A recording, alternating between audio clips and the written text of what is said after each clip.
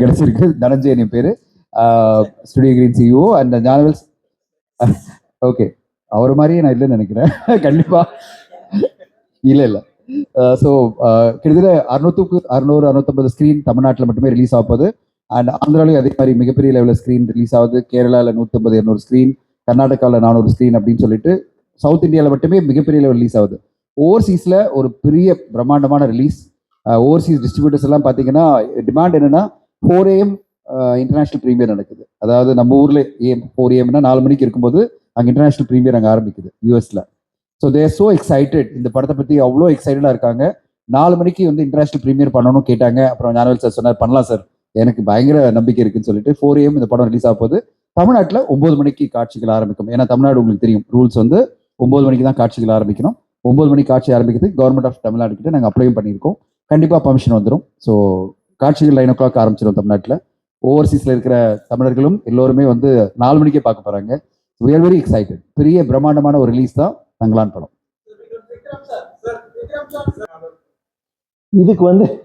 இதுக்கு வந்து நிறைய சாப்பிட்டு தொப்பை போட்டேன் இந்த ஒரு கதாபாத்திரத்துக்கு. அவன் நிற்கிற போதே அப்படிதான் நிற்பான். இன்னொரு கேரக்டருக்கு வந்து நான் வெயிட் லூஸ் பண்ணேன்.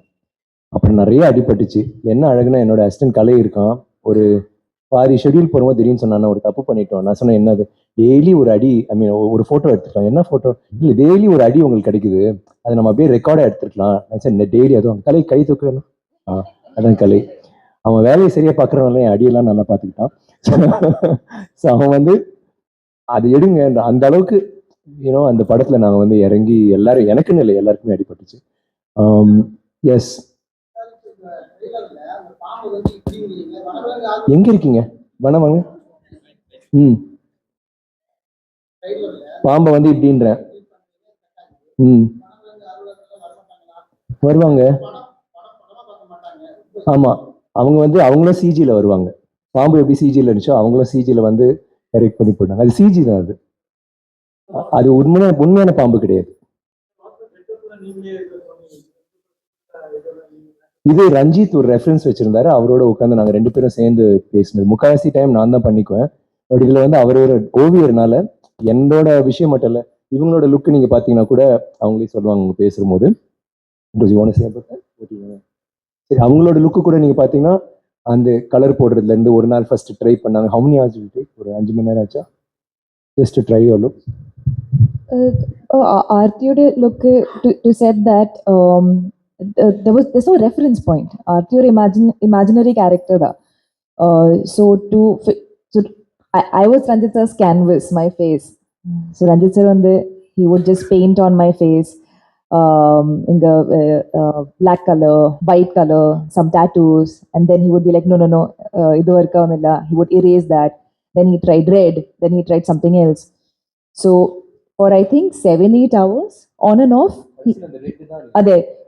he was just painting my face, different colors, different marks, and to see how to bring this character to life.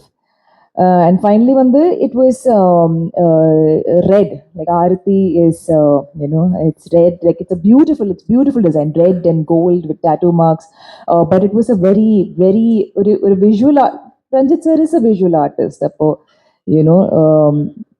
was a long process, long and favorite பேர் என்னன்னு கேக்குறீங்களா?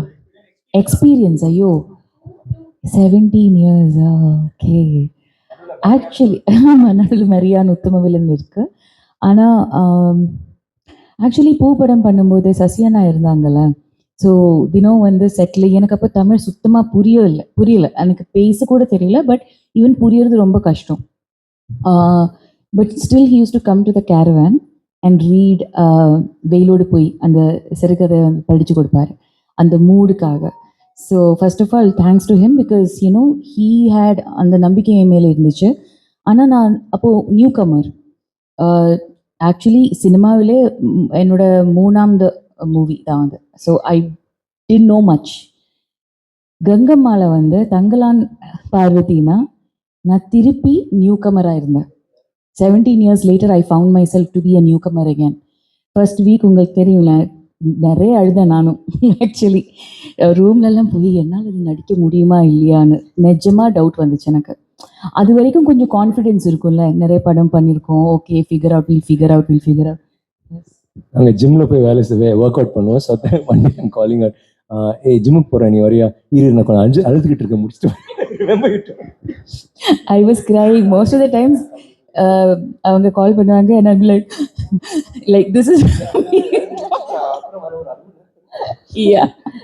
All the sniffers. ஆனால் என்னை ரொம்ப console பண்ணாங்க, இதெல்லாம் சரியாயிடும், ஒரு 3-4 ஒரு 3 to 4 days கண்டிப்பாக ஆகும் அது அமையறதுக்கு தானே, அப்படி தானே சொல்லுவேன். ஆமாம், எனக்கு அது பத்தலை. ஆனால் எப்படி தான் கங்கம்மாலா வாழணுங்கிறது சுத்தமாக அந்த கேரக்டரே இல்லை. எது reference point like for Aarthi புதுசாக இருந்துச்சு. நிறைய நிறைய விஷயங்கள் எப்படி ஒரு கேரக்டரே இல்லைன்னா இந்த இந்த ஆர்ட் ஃபார்மை எப்படி பார்க்கணுங்கிறதுக்கெல்லாம் புது ஒரு 75 to 80 days ஒர்க் இருந்திருக்கும். எனக்கு எனக்கு மட்டும் அது அவ்வளோ இருக்குது. But for Thangalaan it does a lot more. So I think from பூ பார்வதி டு தங்கலான் பார்வதி திருப்பி நியூ கமர் ஆயிடுச்சு நான், which feels good. Yeah.